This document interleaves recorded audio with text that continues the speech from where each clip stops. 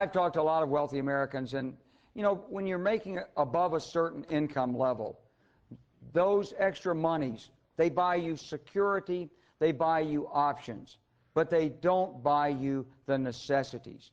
When you're making $100,000 or less and you've got a family of 4 and you're struggling with car payments, house payments, tuition, clothing, and sickness, you're only, much of America is sort of one family emergency away from no savings and bankruptcy.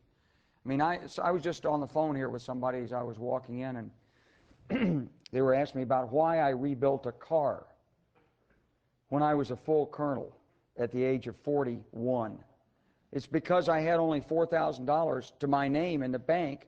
I had a second car. I needed 2 cars. I wrecked it. It was going to cost $2,000 to repair. I didn't have $2,000, and I didn't want to put it into the car, so I found an auto body craft shop on Post, and for $99 and 30 days of my time, I completely rebuilt this car. And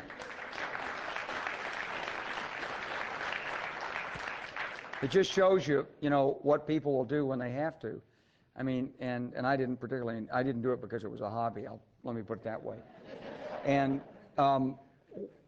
when you're not making much money, you need to keep that money, and that's why I don't want to touch tax cuts for people making less than $200,000. But for those above, when we take that money back, it'll be $1 trillion over a decade. And then we'll go for corporate loopholes and subsidies. I figure that's a minimum of $300 billion over the decade, and that's before this energy bill is passed.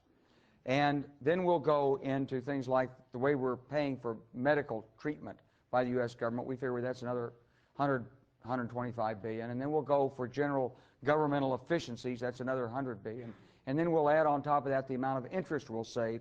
It comes out to about $2.33 trillion over a decade that we'll pull back and save. That you won't, but we're going to use half of that to pay for health care and education, taking care of our veterans, and the other things we need to spend in this country. And I'm not promising you we're going to balance the budget immediately. That depends on how well we do with the economy. It depends on some unexpected economic good news, and we might get it. We won't get it if we don't take back some of this deficit, because this deficit, just as you say, will create a long-term drag on the economy, and it'll make it unaffordable for people of your generation to take care of people of my generation. We don't want that to happen.